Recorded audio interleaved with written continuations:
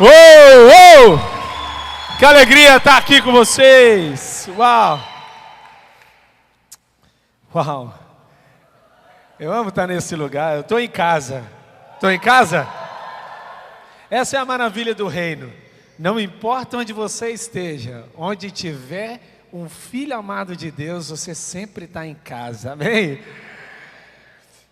Eu tive uma missão aqui extraordinária para trazer para você, depois desse momento de celebração, de festa, de alegria, é também trazer um momento de profundidade, de crescimento, é fazer com que tudo isso que nós ouvimos aqui nesse fechamento extraordinário desse testemunho, é dizer para você que cada um aqui vale a pena, e de que a sua vida pode mudar completamente a história de muitas pessoas.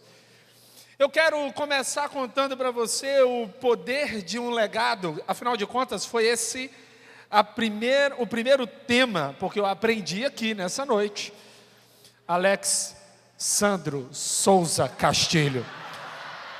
Obrigado, meu irmão. Eu não sou daqui, mas eu queria só apertar sua mão. Você está redimido esse nome. A verdade. A verdade é que a sua vida morre quando você para de respirar, mas quando Deus toca na sua história, a sua vida fica eterna. Não, você não está entendendo, não está. Essa é a parte interessante do negócio.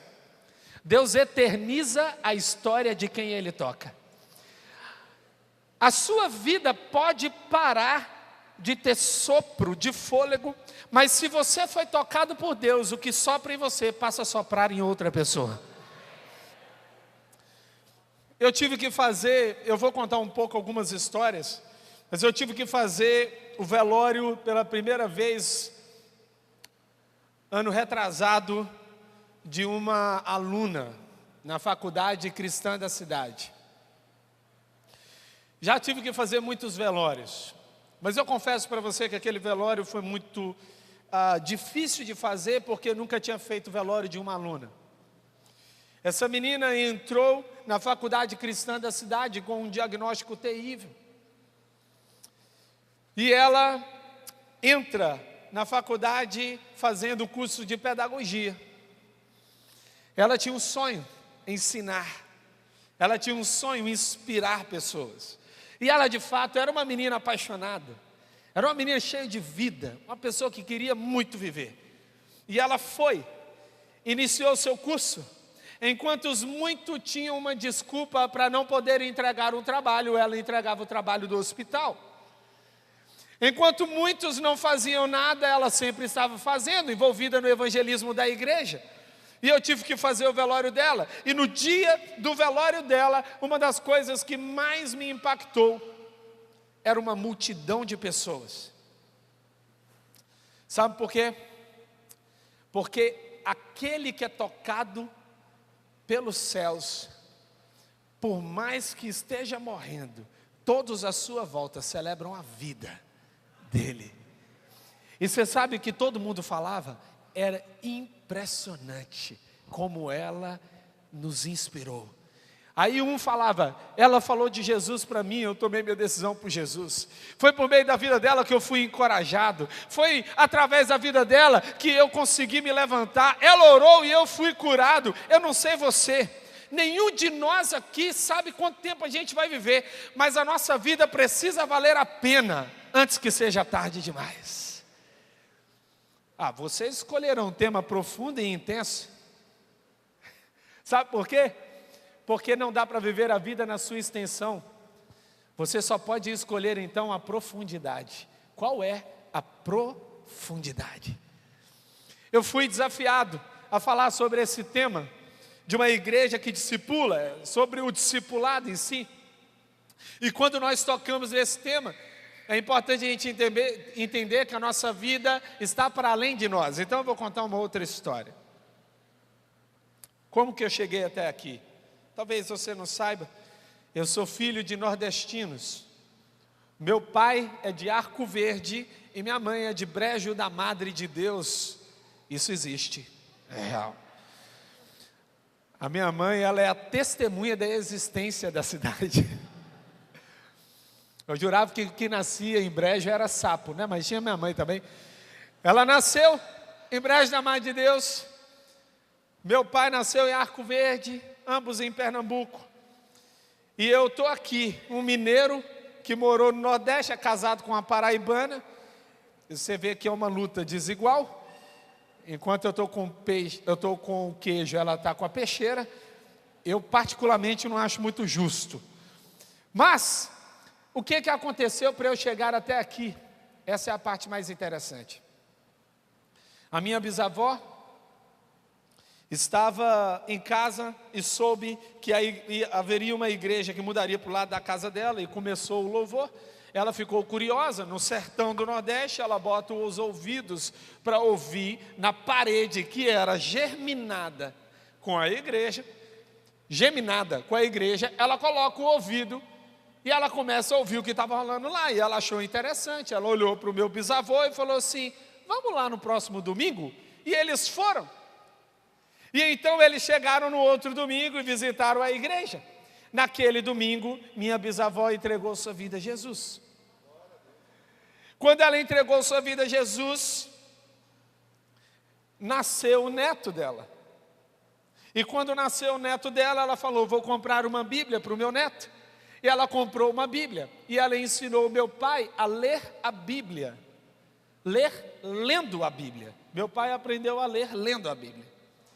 Naquela Bíblia, o meu pai pegou e fez comigo e com meu irmão durante anos. Ele contava as histórias baseadas na Bíblia que ele aprendeu a ler. E então eu e meu irmão aprendemos sobre a palavra de Deus. E durante um ano, eu e Esther fizemos com os nossos filhos a leitura da Bíblia naquela Bíblia. Eu não sei o que você está conseguindo entender aqui. Mas o que está prestes a acontecer depois dessa conferência é que aquilo que Deus está gerando está para além do tempo da sua vida. Tem pessoas que não nasceram, que vão descansar debaixo do legado que está sendo formado nesse tempo. Tem pessoas que você não conhece, mas que vão ser abençoadas por aquilo que Deus está formando nesse tempo. Sabe por quê? Porque Deus aprofunda raízes para poder dar altitude para os seus filhos. Então, eu começo esse tempo dizendo o seguinte: vai valer a pena. Olha para quem está do seu lado e fala: vai valer a pena. Não, eu não senti firmeza, particularmente eu achei muito fraco isso. Fala assim, ó: vai valer a pena. Continue. Quem permanece cresce. Eu vou te ver aqui se tornando um filho amado de Deus.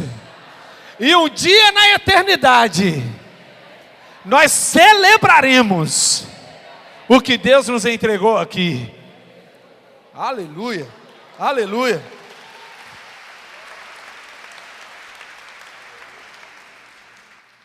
Esse ano no college eu fiz uma coisa diferente.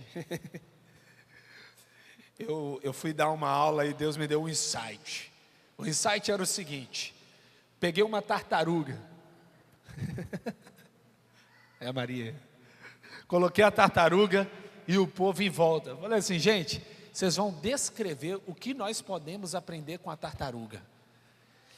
Mas a tartaruga não ajudava muito. Ela era uma tartaruga muito rápida. Para uma tartaruga, ela era muito rápida. Estava mais para uma lebre dentro daquela tartaruga. Mas ok. Um aluno me disse algo que me impactou muito. Ele falou assim: professor, essa tartaruga poderia correr mais rápida se ela tirasse o casco. Mas tem um problema: ela ficaria desprotegida. Uau. Sabe qual é o grande problema do discipulado hoje? É porque ele não é sobre velocidade, mas é sobre proteção e profundidade. E eu quero te dizer uma coisa: você pode ir muito mais rápido fazendo algumas coisas, mas para você se tornar o que Deus quer que você se torne, vai precisar de tempo. Vai precisar de entrega, vai precisar de secreto, como nós cantamos aqui. Então, assim como aquela tartaruga, eu quero te dizer nessa noite, que você vai decidir, em alguns momentos, andar mais lento. Não porque você não quer avançar, mas porque você não quer ser precipitado espiritualmente. Você sabe o que é precipitação? É avançar sem discernimento. Precipitação é quando você decide dar passos que Deus não te autorizou a dar. Precipitação é quando você parte para batalhas que Deus não confirmou que estaria com você. E você sabe qual é o problema da precipitação? Gera medo. Esse tempo, eu fui de fato chamado para trazer esse lab. E antes de entrar no lab, eu vou falar uma única frase aqui para você, para a gente poder começar de fato. E eu queria que você repetisse comigo. Jesus Cristo investiu 30 anos em se apropriar de quem Ele era. Com 3 anos, Ele mudou o mundo.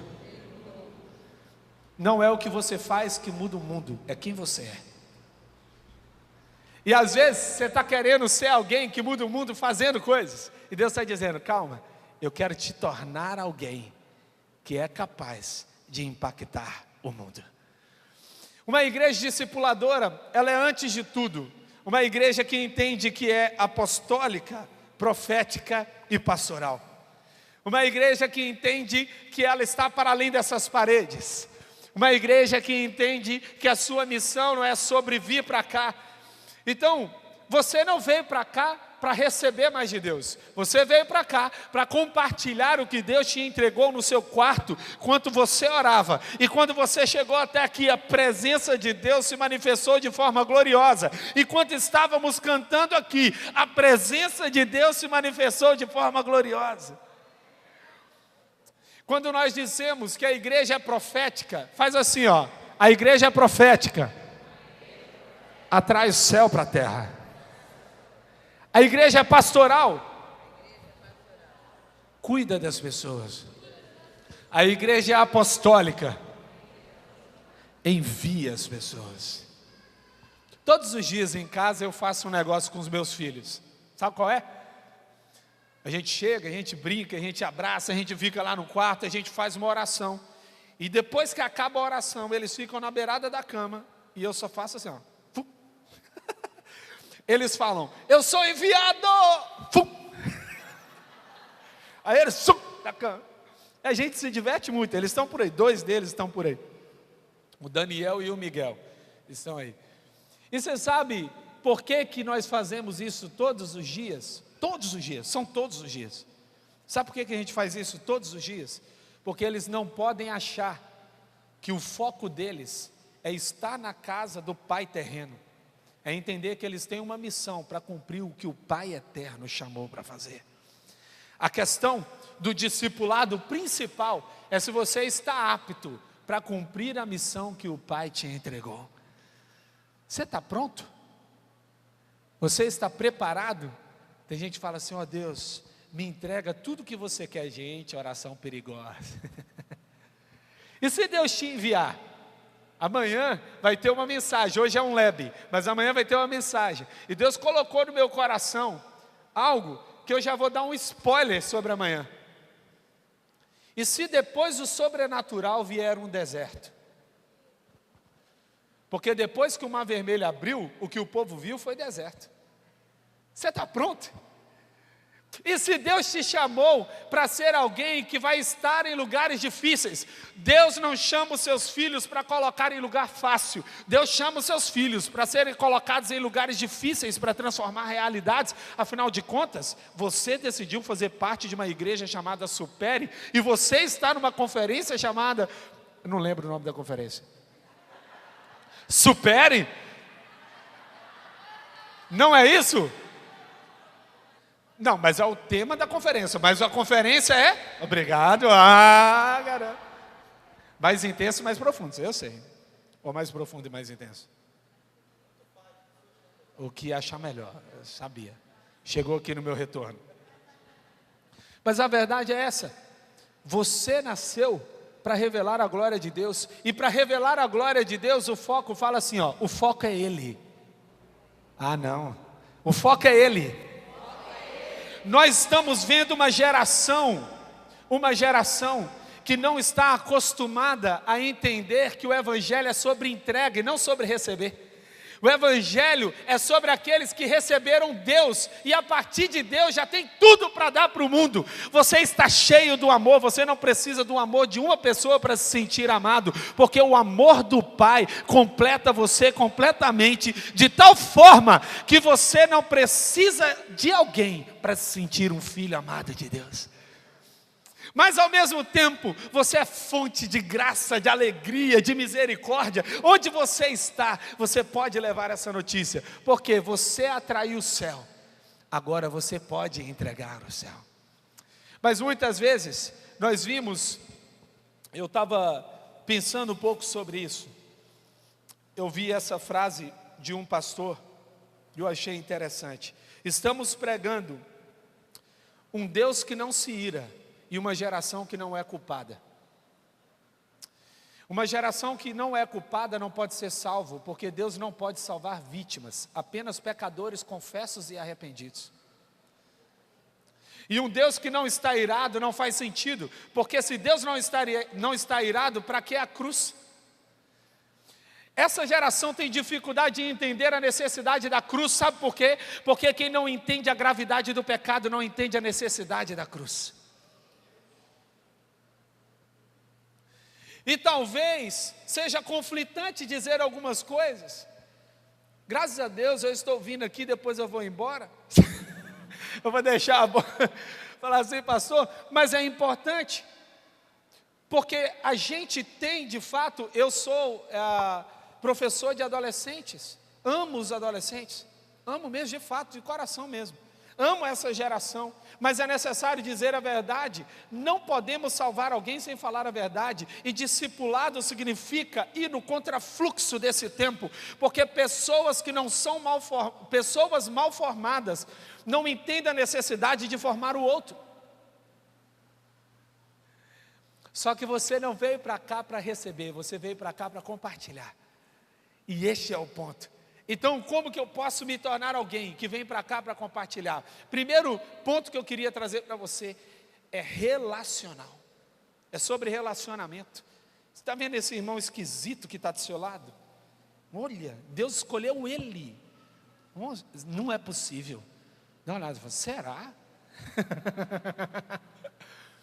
Gente, Deus escolheu a gente para ser o instrumento para aperfeiçoar o outro. Por que é relacional? Porque o relacionamento é a chave para revelar a Deus. Você quer saber o nível de espiritualidade de alguém? Descubra o nível e a qualidade dos relacionamentos dessa pessoa. Pessoas espirituais não estão trancadas no quarto. Pessoas espirituais estão amando as pessoas na rua. Pessoas espirituais estão fazendo evangelismo. Pessoas espirituais estão apaixonadas e entregando a sua vida em prol da igreja e do reino. Então essa esfera relacional é imprescindível. Vê se tem aí um slide aí de criança nascendo. Tem aí um slide? Olha só. Parto de filhos espirituais. Essa igreja está grávida. E você faz parte disso. Você é um filho espiritual dessa casa. Eu quero fazer uma pergunta. Quem aqui entregou sua vida a Jesus nessa igreja? Levanta a mão, só para eu saber. Uau! Quem aqui já foi curado nessa igreja? Quem aqui recebeu paternidade espiritual nessa igreja? Você está vendo o quanto que Deus está realizando aqui no nosso meio? Você sabe o que significa? Que Deus está fazendo nascer filhos espirituais. Eu conto essa história durante muito tempo. De Daniel, quando ele era bem pequenininho até, quando a gente entra lá no elevador, e Daniel olha para a mulher e diz assim para a mulher, você é a barulhenta?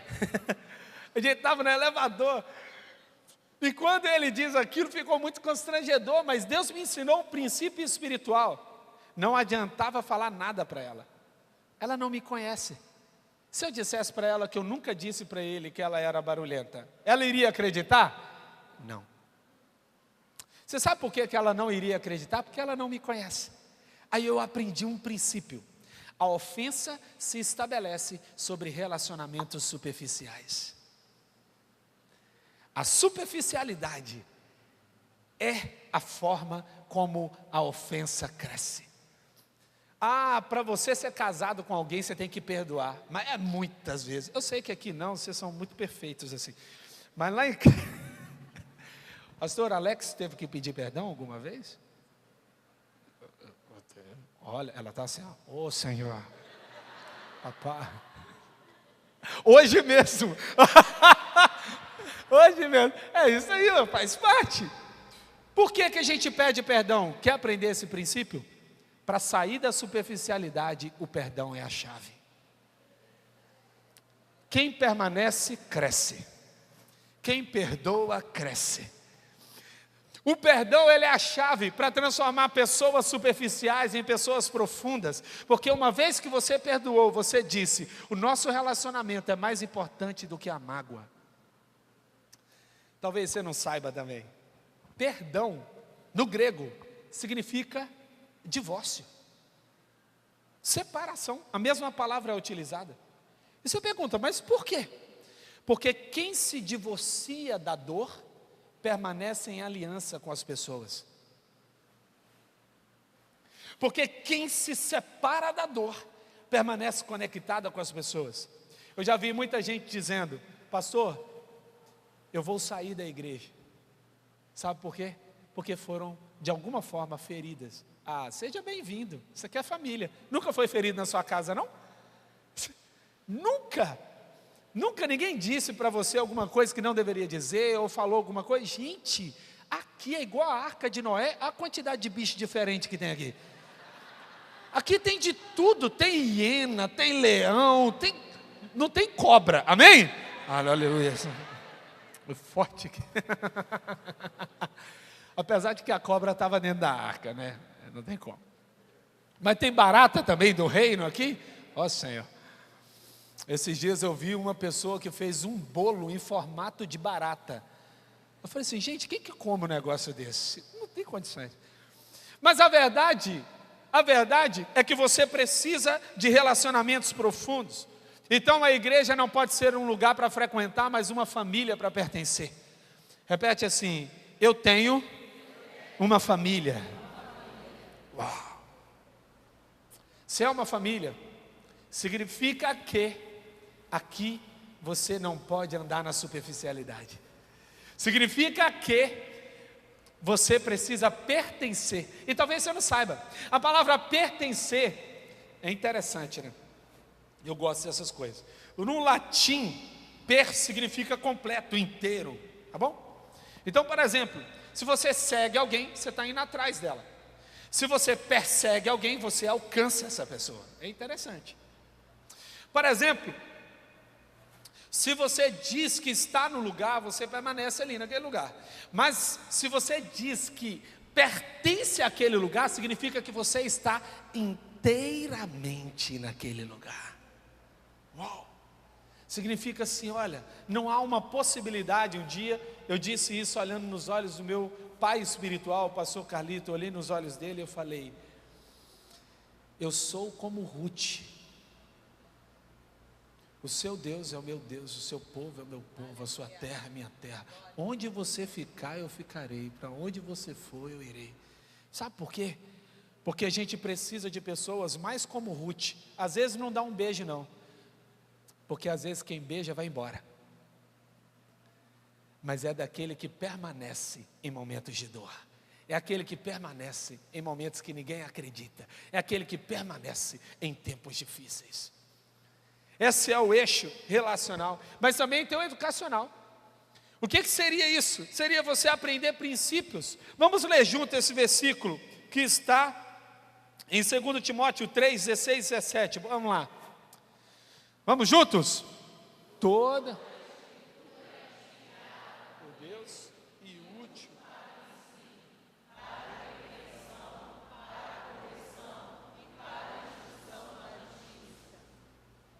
para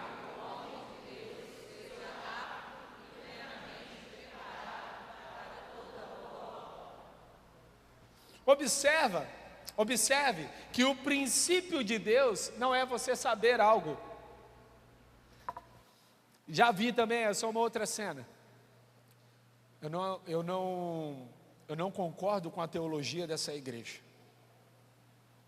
Nunca vi, não estuda, nunca leu, mas de repente é o teólogo.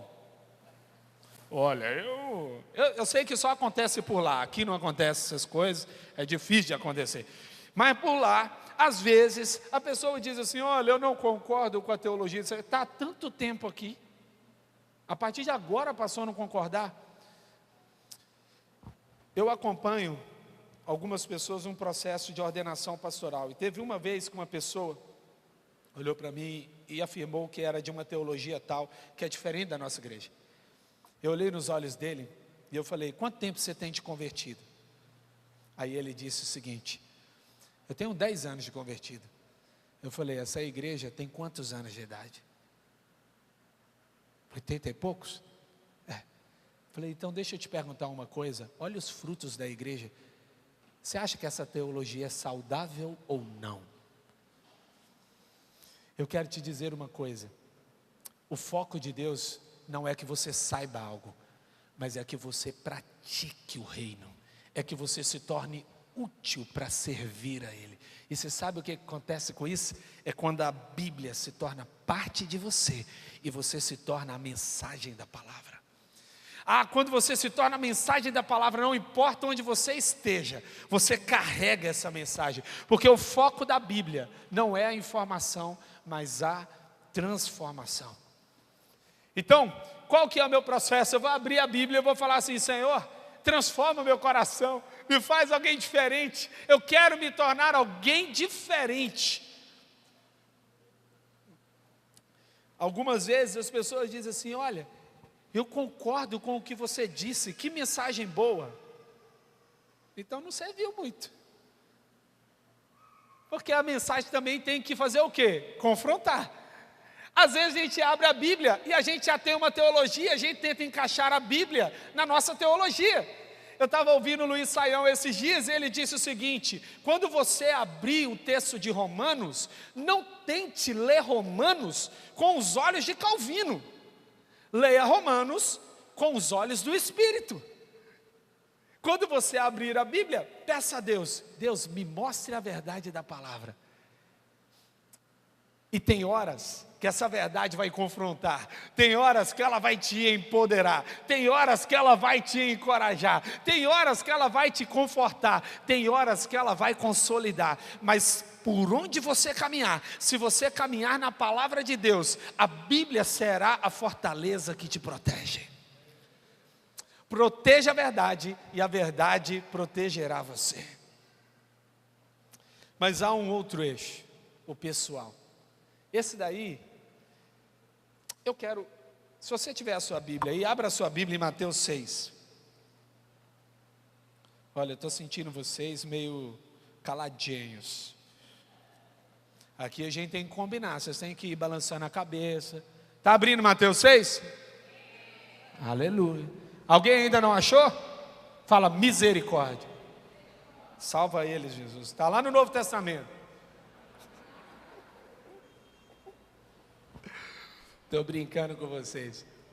Antigamente falava assim, ó, se você não trouxe a sua Bíblia, senta do lado de um crente. Mateus 6, a Bíblia vai dizer, Jesus Cristo vai dizer no versículo 6, mas quando você vá para o seu quarto, feche a porta e ore a seu pai que está em secreto, então seu pai que vê em secreto o recompensará. Olha que coisa poderosa. O que é o eixo pessoal? É aquilo que ninguém pode ver, só você e Deus sabe, só você e Deus está vendo. Deus sabe o que você está fazendo, você sabe o que está acontecendo. Então dentro dessa perspectiva, Deus pede, fecha a porta do quarto. Eu estava pensando esses dias, o secreto não é instagramável, o secreto não dá para tirar selfie, olha, eu aqui no secreto. Geralmente você está, as mulheres aí, né? Se você passou maquiagem, você está desfeita ali na maquiagem, né? chorou. Não é um negócio muito bonito de ver, não é verdade? Você acorda de manhã, eu no secreto. Não deu. O máximo que você faz é tirar foto da Bíblia, eu no secreto. Por quê? Porque o secreto tem a ver com fechar a porta. Tem hora que se eu não silencio os meus relacionamentos, eu não ouço, eu não consigo ouvir Deus. Tem hora que é fechar a porta. É falar assim, Senhor, é comigo e com você. Este aqui é um dos princípios. Repete assim comigo. Secreto é sobre intimidade e exclusividade. O que é intimidade? Isso eu só fui aprender depois. Depois que eu me casei, eu achava que intimidade era aquilo que o casal tinha depois que casava e ia lá para lua de mel. Não é tempo de você pensar nisso. Alguns. E alguns têm que pensar nisso, os que estão casados, né? Enfim. Mas quando nós falamos sobre isso, nós estamos falando sobre o corpo. Intimidade não é quando você tira a roupa do corpo, mas é quando você tira a roupa da alma. É quando nada mais cobre você. É quando você é vulnerável diante de Deus. Intimidade entre um casal não tem a ver com relações sexuais. Intimidade entre o casal tem a ver quando a roupa da alma não existe mais. Mas quando é que nós vivemos isso? Quando nós aprendemos com Deus a falar assim, Senhor, eu sou assim, esquisitinho, né? O Senhor me ajuda? Deus ajuda a gente. Deus ajuda. Olha, tenha certeza disso. Tem pessoas que quando converte, fica até mais bonita, mas bem mais bonita. Sabe por que isso acontece? Porque um encontro com Deus muda o rosto. A alegria transforma o olhar. É ou não é verdade? A alegria muda tudo.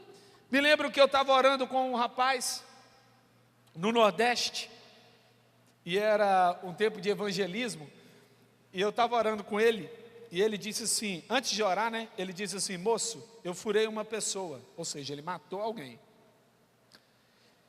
Será que existe perdão para mim? Eu falei, é claro que existe, vamos orar. Aí eu orei assim, ó, que a Bíblia diz, vigiai e orai. Eu não queria ser o próximo, tinha muito tempo de vida ainda pela frente. Ué, então eu que, Senhor, abençoa a vida dele. Mas uma coisa me marcou muito, me chamou muita atenção. Foi quando ele abriu os olhos. Não era a mesma pessoa que me pediu oração. Eu não sei você, o melhor tratamento de beleza que você vai ter é depois de um tempo no secreto com o Rei dos Reis, Senhor dos Senhores. Não existe nada que vai deixar você tão apaixonado pela vida. Eu estava hoje dando um passo. Eu estou dando um passo assim que na minha vida tem sido muito importante. Eu estou iniciando meu mestrado. E eu estava hoje indo no caminho, adorando a Deus, eu falando assim, nada disso faz sentido se não for pelo Senhor. Nada disso faz sentido. Que propósito tem a nossa vida se não for para Deus? Observa como é triste alguém que não sabe o que fazer no domingo. Você já observou? O domingo parece que é cabisbaixo, parece que não faz sentido, é um dia morno. Para nós é o quê? É um dia de louvor, é um dia de paixão, é um dia com meu irmão, é um dia que eu vou celebrar a vida em Cristo Jesus. Você não está aqui hoje por acaso. Um dia Deus tocou na sua vida e valeu tanto a pena que você diz, eu não posso parar. A vida não pode ser medida pela quantidade de vezes que você respira, mas pela quantidade de vezes que você perde o fôlego. Você fala, Deus, é intenso, é profundo, uau! Esse é o eixo pessoal. Bom, eu queria trazer aqui, eu vou fazer uma ponte importante. Hoje, Mateus está aqui. Mateus é um filho amado. Dá uma salva de palmas para o Mateus, muito querido, representando aqui a Rede Inspire de igrejas. Essa igreja faz parte da Rede Inspire. A Rede Inspire é tão importante na formação de tantas igrejas, de tantas lideranças. O Mateus hoje está aqui no Rio de Janeiro, porque há uma relevância. E um dia Deus conectou a gente em um processo de discipulado. E eu queria dar a você 4 perguntas. Quantas perguntas? Quantas? 4 perguntas. Primeira pergunta: quando você estiver diante de um discipulado com alguém, você vai perguntar assim para essa pessoa: quem é você? Pergunta fácil de responder, ou não é? Não é nada. Ou pergunta difícil. Quem é você? Você é a sua profissão? Primeira coisa que você pode responder: seu nome. Mas às vezes seu nome não fala coisas boas sobre você. Às vezes o nome tem uns significados difíceis. E às vezes eles são tão criativos que nem significado tem.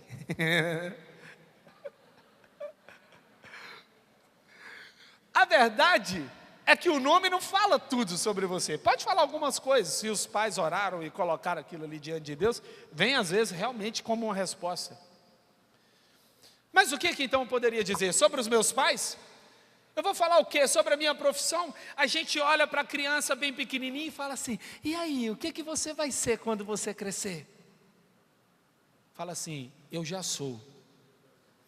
A gente não entendeu, você, mas repete comigo: eu sou um filho amado de Deus. Isso é quem você é. Mas só que saber isso assim ainda não é suficiente, porque às vezes a gente sabe que é filho, mas vive como se fosse órfão. Imagine só você que você ganhou uma herança de $1 milhão. Alguém recebe? Fala assim: eu era para mim mesmo. Eu sabia o porquê que eu estava indo nessa conferência. Era esta palavra. Você recebeu uma herança de $1 milhão. Imagina aí, Diego, uma herança de $1 milhão. Essa herança de $1 milhão que você recebeu, você não sabe que tem essa herança, mas a pessoa já te deu e já está na sua conta, mas você ainda não tirou o extrato da sua conta. Você não sabe que tem uma herança de $1 milhão, ela já está na sua conta, mas ainda você não sabe. Só que você tem que pagar uma coisa ainda hoje, e é muito cara, e a última lembrança que você tinha da sua conta era 30 centavos. Quando você estiver diante do desafio, você vai pagar como alguém que tem $1 milhão ou como alguém que tem 30 centavos? Se você não sabe. Como alguém que tem 30 centavos. Tão importante quanto ser é saber quem você é. Então a questão não é se Deus te transformou em filho amado de Deus. A questão é o quanto você já se apropriou dessa identidade.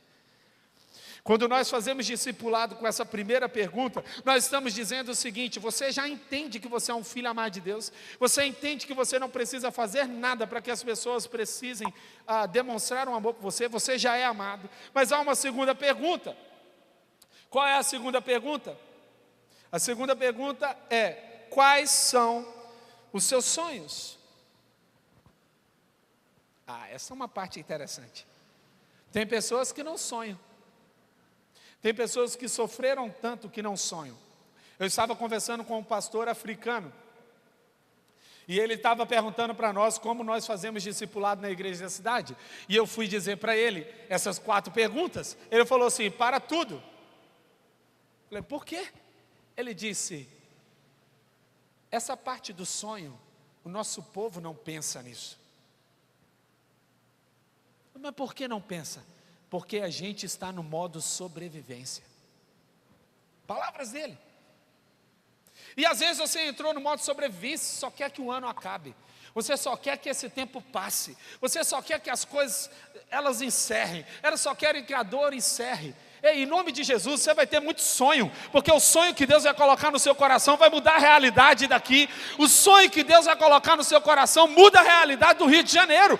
Deus chama filhos para ter sonhos impossíveis, para que eles se engajem em causas eternas. Enquanto seu sonho não é impossível, talvez Deus ainda nem participou dele. E tem pessoas que fazem isso eu já vi, demais. Fala assim, não, meu sonho, eu vou citar isso, não que seja um problema, as profissões, ok? Você tem dois tipos de profissão, você tem um médico e você tem um enfermeiro. A pessoa tem um sonho, eu quero ser enfermeiro, bênção, ela vai se tornar enfermeira. Alguns se tornam enfermeiros, não porque sonharam com a enfermagem.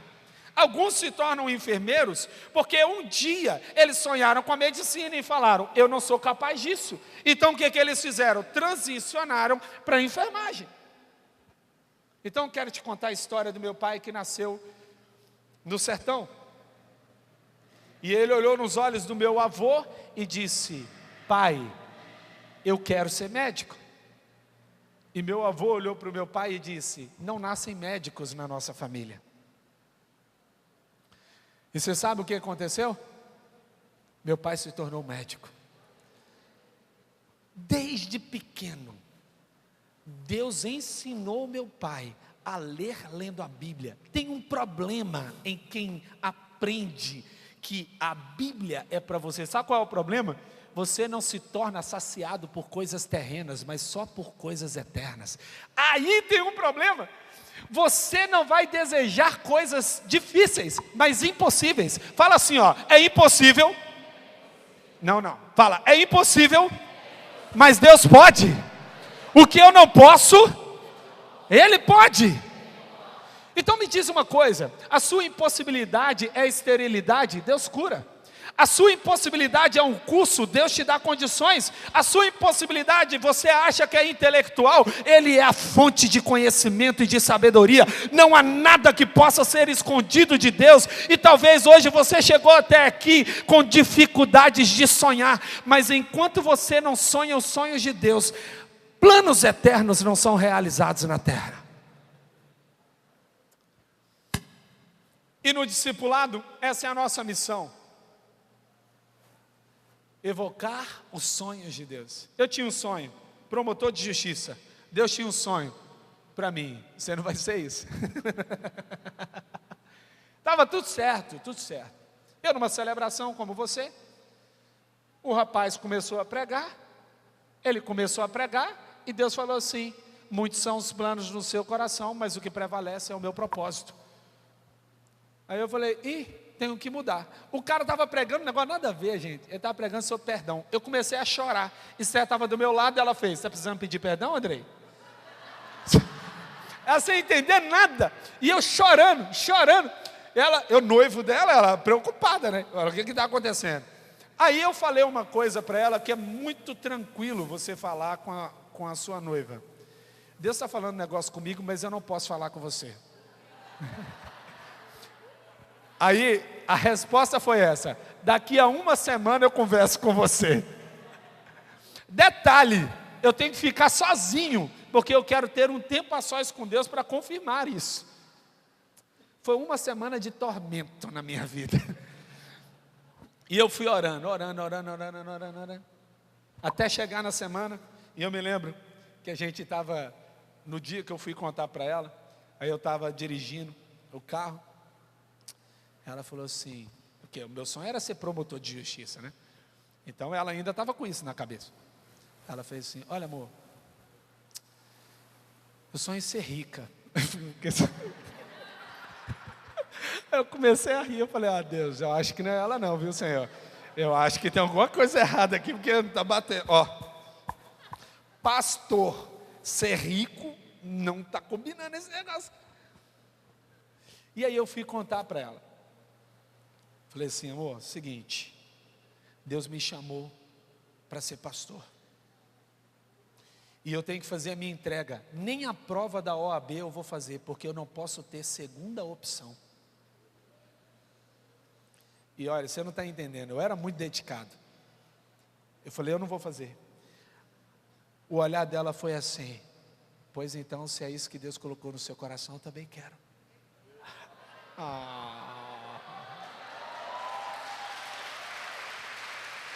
Obrigado, Jesus.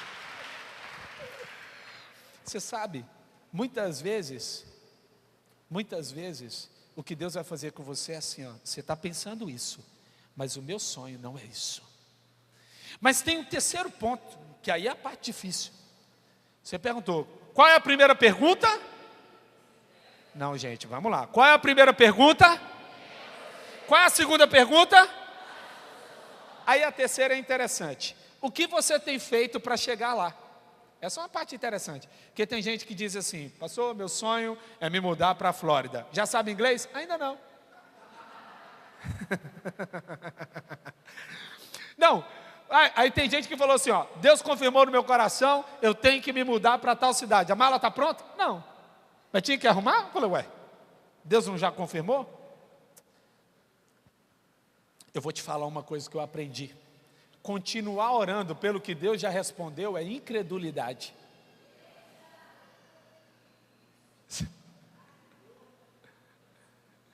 Se Deus já respondeu, agora é hora de colocar o pé, porque Ele move oceanos, Ele cria pontes, Ele destrói muralhas, Ele cria condições.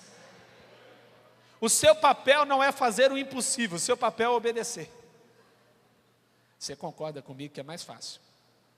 Às vezes não é tanto, mas é mais fácil.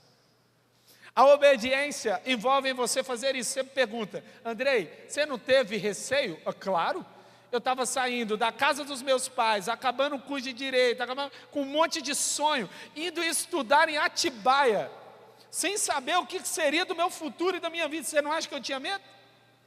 Receios, medo no sentido de receios? Eu tinha.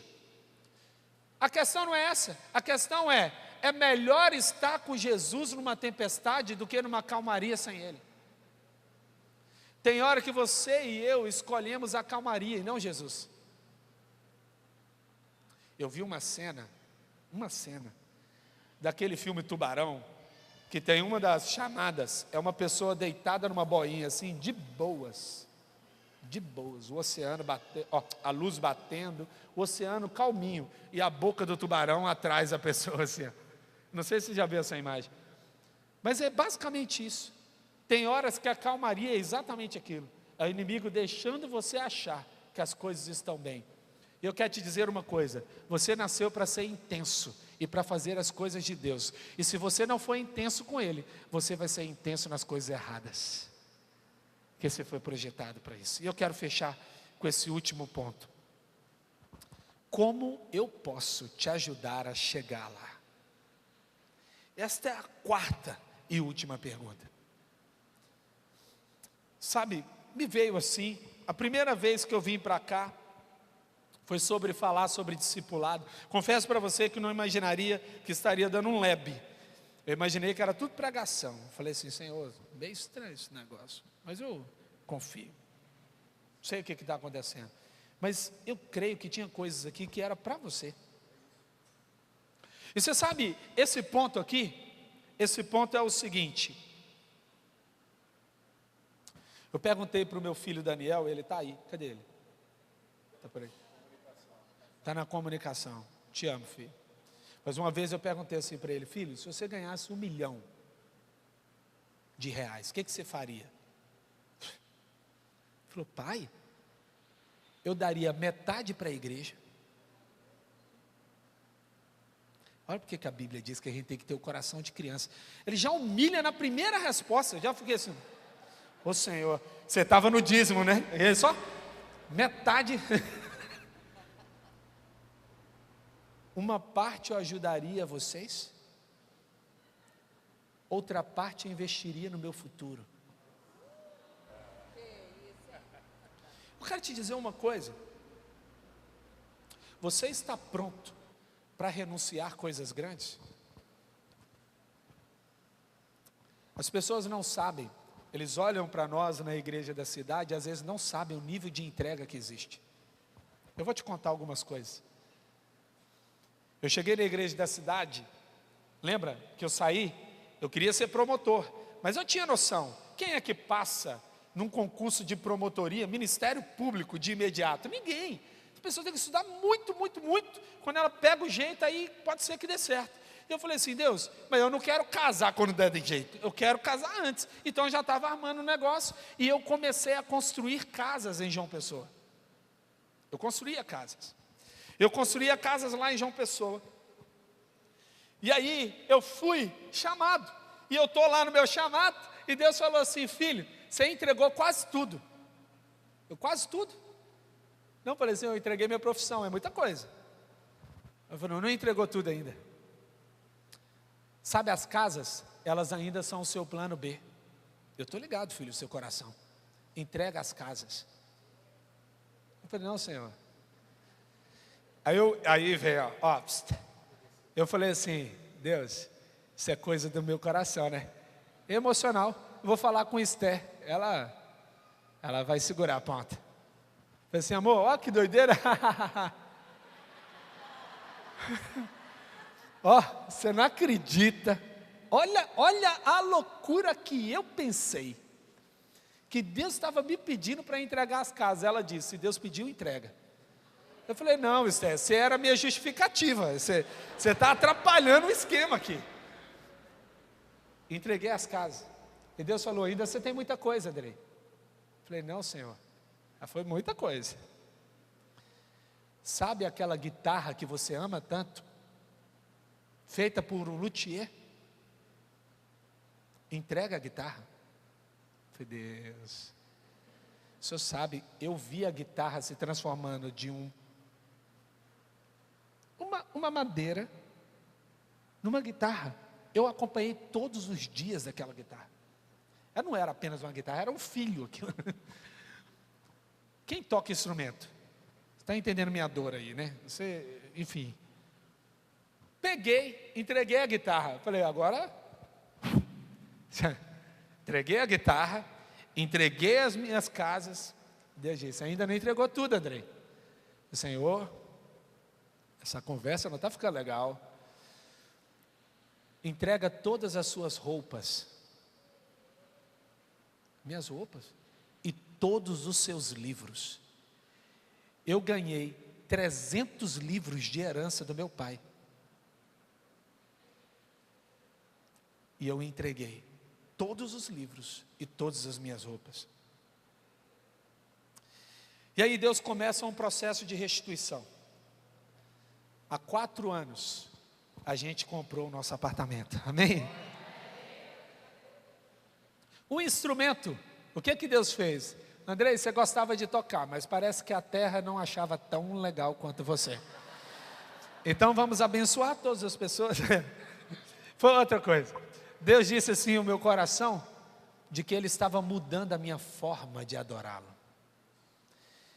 Eu estou tirando o instrumento e eu estou colocando a palavra.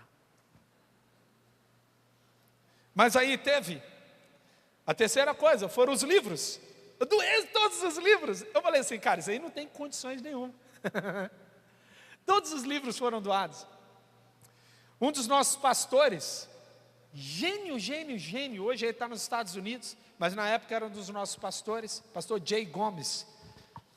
Ele olhou e falou assim, Andrei, estou indo mudar para o exterior, e eu senti no meu coração de doar todos os meus livros para você. Estante cheia, todos os livros. E você fala, e as roupas? Deus mudou as vestes. Já não são mais as mesmas. Eu já não sou mais o mesmo. As coisas mudaram. Se você ficar apegado com o que você tem, você não recebe o que está na mão de Deus. A pergunta é, você está pronto para deixar tudo, para ajudar alguém nessa jornada de fazer essa pessoa parecida com Jesus? E nesse momento Deus colocou algo no meu coração. Olha, eu vou pedir para a banda vir aqui. Eu me movimento por adoração, né, meu irmão? Você sabe o que é isso? A música entra aqui. Eu estava aqui celebrando os dois tocando. Eu falei assim, Senhor, como é bom ouvir esses dois homens de Deus tocando. A guitarra não fica muito mais bonita na mão dele? Está vendo, Jesus? O Senhor sabe. Teve um dia que a gente ia para São José. E quando a gente ia para São José, a gente dormia na igreja, eu e Esther, numa das torres da igreja. E o povo estava ensaiando. Eu falei assim, Senhor, eu acho que o Senhor está recebendo aí no céu, porque aqui na terra a gente está com uma dificuldade grande. Papai, Afina o instrumento, a voz do irmão, agora, Senhor. O irmão está tocando em si bemol, o outro em dó maior, não deu. Mas a verdade é que essa noite é uma noite especial. E o que Deus vai começar a fazer aqui, não são coisas que as pessoas vão ver, mas Ele vai ver. Sabe por quê? Porque você cresce de verdade onde Deus vê. E talvez hoje algumas situações na sua vida estão sendo movidas de lugar. Você está desconfortável. Você está tentando ficar confortável. E Deus está falando assim: não.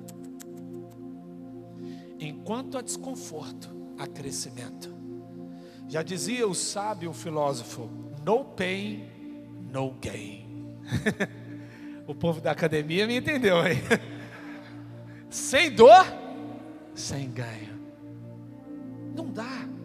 Se você sentiu que está confortável demais, parou o crescimento, você entrou em estagnação. Mas Deus está te esticando hoje. Deus está te esticando. E Deus vai colocar no seu coração uma pessoa. Mas eu vou colocar aqui para você. O maior problema de discipulado hoje da igreja, pastor, não é discipular o crente. Sabe qual é o maior problema? É que a gente terceirizou a nossa missão de ganhar pessoas para Jesus. E a gente disse: igreja, ganha. Então, ao invés de você evangelizar a pessoa, você traz ela para a igreja. Não é que você não tem que trazer, mas você precisa evangelizar ela lá fora. Você precisa ganhar ela lá fora. E Deus vai colocar uma pessoa que ainda você não ganhou para Jesus no seu coração nesse momento. E nesse tempo nós vamos fazer um clamor, uma oração por essa pessoa específica. Não estou falando de 2, de 3, de 4. Se essa igreja, uma única, cada um de nós, levarmos uma pessoa para Jesus, e a partir daí se tornar um movimento que não para. Movimento que não para. Como é que eu vou evangelizar? Eu vou evangelizar lá no bar. Onde é que essa pessoa vai começar o processo de discipulado comigo? Ela vai começar num lugar onde ainda ela não entendeu quem ela é. Mas eu estou orando tanto para Deus me tirar desse trabalho. Deus não vai te tirar de lá. Ainda você tem uma missão. Tem alguém lá que você precisa resgatar. Nossa, mas por que Deus me colocou nessa família? Tem alguém nessa família que Deus quer resgatar. Mas por que Deus me colocou nesse bairro? Tem alguém na sua rua que Deus quer resgatar. Ei, você não está no lugar errado, você é a resposta. Se já veio alguma pessoa na sua mente agora, você já vai ficando em pé. Se já está chegando alguém na sua mente, a quem você já sabe que você vai procurar. Vai acabar essa conferência. Essa conferência vai acabar, mas o movimento do que Deus está fazendo aqui não vai parar. Olha, meu Deus,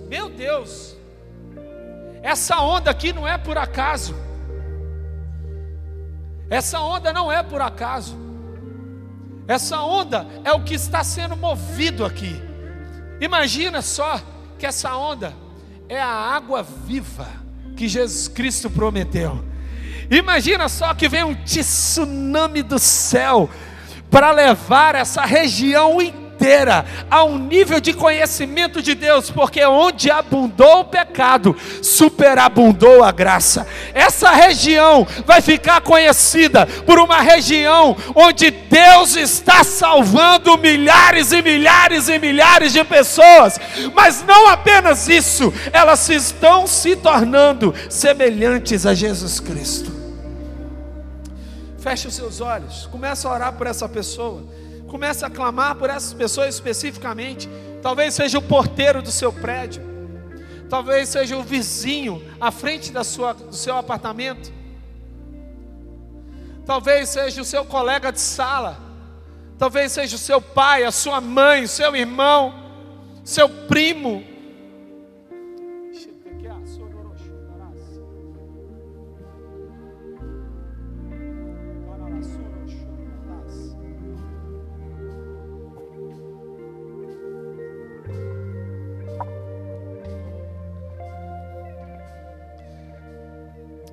Dê a mão para quem está do seu lado. Há uma corrente de amor, de conexão.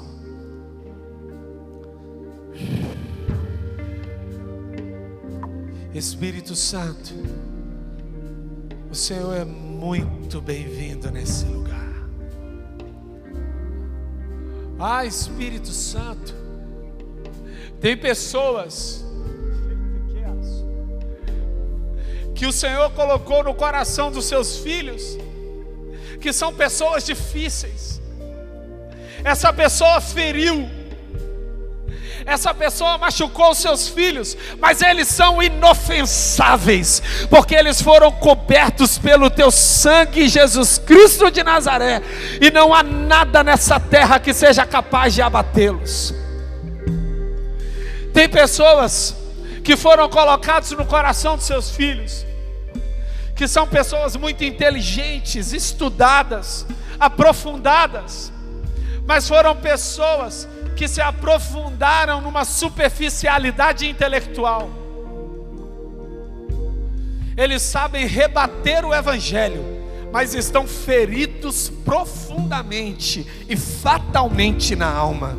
Nesse momento agora, eu declaro no poder do nome de Yeshua HaMashiach, Jesus Cristo o Senhor, que todo argumento e pretensão contrária ao senhorio de Cristo já está sendo derrubada. Essa pessoa não está aqui, mas a oração que está sendo feita, está sendo alcançando agora essa pessoa, e as muralhas que ela levantou na mente estão sendo derrubadas no poder do nome de Jesus.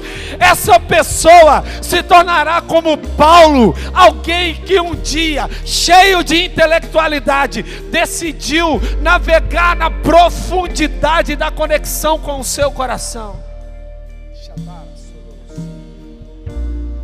Há pessoas que foram colocadas aqui no coração dos seus filhos, que representam tragédias. Oh Pai, estão feridas, perderam um ente querido, talvez até mesmo assassinado, perderam pessoas importantes, filho.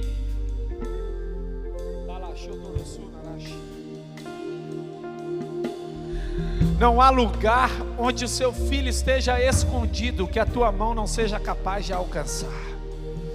Nesse momento agora nós oramos, Senhor, tem alguém no fundo do poço, mas eu vejo a sua mão resgatando essa pessoa agora, lá de fundo desse poço.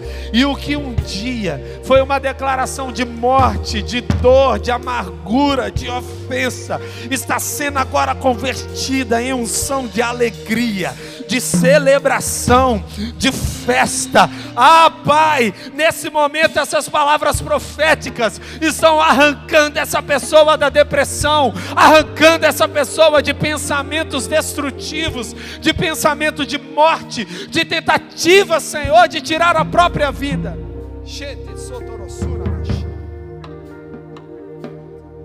Espírito Santo, essa igreja é a arca do Senhor.